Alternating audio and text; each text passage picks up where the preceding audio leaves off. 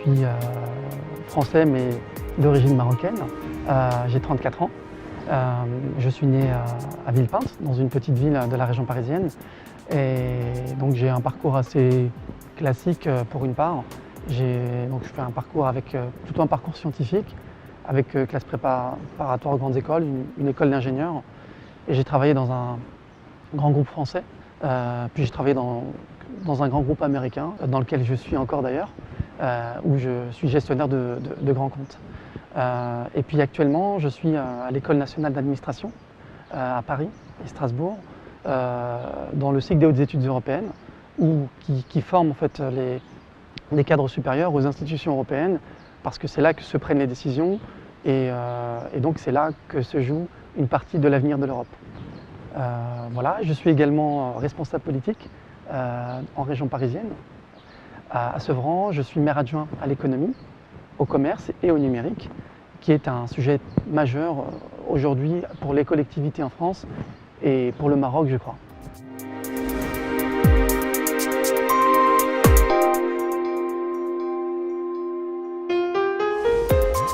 Alors, j'ai différents projets actuellement. J'ai été nommé au comité stratégique du Grand Paris par Jean-Yves Le Bonnier, qui est président de la métropole. On est 8 élus en France à avoir été élus à ce comité. Ce comité accompagne le déploiement du métro. Alors je rappelle simplement, le projet du Grand Paris, c'est un des plus gros projets des 20 dernières années en France, plus de 20 milliards d'euros d'investissement de l'État, un projet qui est accompagné par une réforme territoriale qui change les compétences des collectivités vers la métropole. Et donc la loi de la réforme territoriale va prendre effet au 1er janvier 2016 en France. Et donc ce projet, ce comité stratégique, va accompagner le métro qui fera le tour de l'Île-de-France et qui va raccourcir les distances entre les banlieues aujourd'hui, comme Sevran, Villepinte, voilà, moi je suis élu dans ces villes, avec Paris. Et aujourd'hui, sur des parcours où on met 1 heure ou 2 heures pour aller par exemple à la Défense, demain, alors le métro est prévu dans 10 ans, on mettra simplement une quinzaine, une vingtaine de minutes. Donc on va raccourcir la distance entre les pôles économiques et les banlieues. On va permettre également à des investisseurs de venir investir au sein des collectivités. Et on espère que cette grande métropole du Grand Paris sera une métropole équitable, avec une péréquation économique et une dynamique qui profite non seulement à Paris, mais aussi aux banlieues, puisqu'aujourd'hui, on se rend compte qu'il y a beaucoup de chômage dans les banlieues, une vraie discrimination souvent à l'embauche par rapport à la position géographique. Quand on vient du 93, c'est pas facile. Et quand on est d'origine marocaine ou d'origine en général étrangère, c'est pas toujours très facile. On est dans un contexte où on a une montée du populisme très, très fort en Europe. On le voit dans différents pays, que ce soit en France ou dans d'autres pays d'Europe. Et donc il faut être vigilant par rapport à ces phénomènes. Et la véritable réponse aujourd'hui, c'est la réponse économique, avec des projets qui permettront à la fois aux jeunes, mais aussi aux talents de pouvoir s'implanter et de créer et développer des projets. Donc un projet voilà, sur le Grand Paris. Et je souhaite également créer un comité économique du Grand Paris, avec des investisseurs, des hommes politiques, de gauche comme de droite, et des entrepreneurs, pour faire le lien avec cette métropole. Comme nous avons des compétences autour de l'économie, autour de l'environnement, autour de l'urbanisme, qui vont partir à la métropole, on a des élus aujourd'hui qui vont perdre des compétences. Et donc il est nécessaire de créer un endroit, à la fois où on aura encore des échanges autour des problématiques économiques, mais où on continuera à pouvoir accompagner des entreprises. L'idée, c'est de créer un fonds d'investissement pour détecter les porteurs de projets dans le territoire du Grand Paris et pour labelliser ces projets avec un fonds d'investissement qui leur permette voilà, de déployer des projets. Aujourd'hui, c'est très compliqué de créer une entreprise et d'avoir des fonds. C'est vrai en France, je pense que c'est vrai au Maroc. L'idée de créer un fonds d'investissement, c'est de faciliter cet apport économique à des gens qui ont des idées tout à fait innovantes. Et je suis persuadé que l'innovation est un moteur de la croissance économique de demain.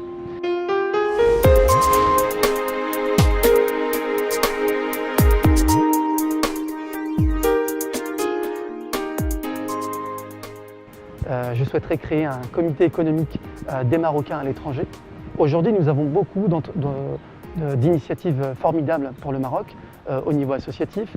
La Fondation Hassan II fait un travail formidable, mais il y a beaucoup d'associations qui font des travaux sur l'humanitaire, sur l'éducation, autour de la santé.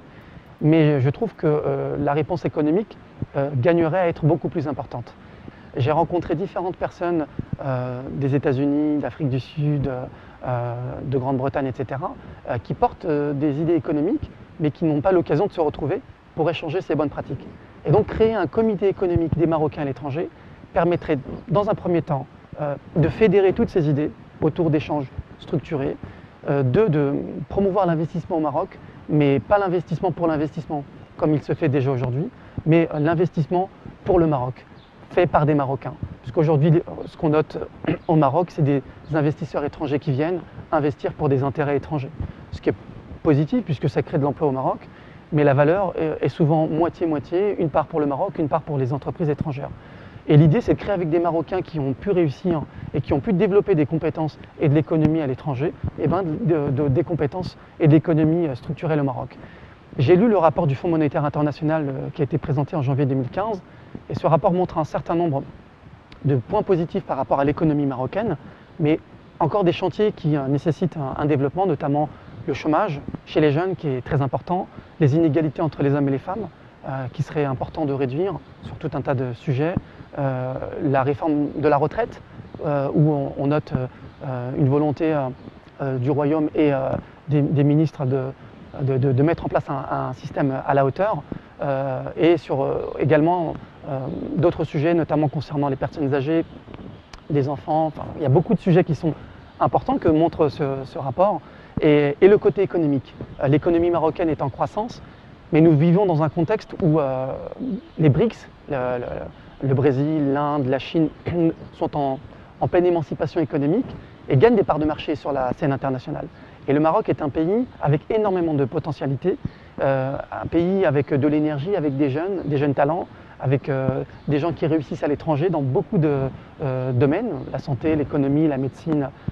Et donc ces énergies sont à capter et à canaliser autour de fédérations économiques, par exemple, parce que c'est par l'économie qu'on arrive à avancer, par l'éducation et par l'économie. Et donc voilà, mon projet pour le Maroc, pour les prochains mois, sera de créer un conseil économique qui sera porté par, je l'espère, le ministère marocain, les ministres, la fondation et puis toutes les énergies qui voudront bien participer à ce projet pour développer notre pays, qui est un pays tout à fait formidable.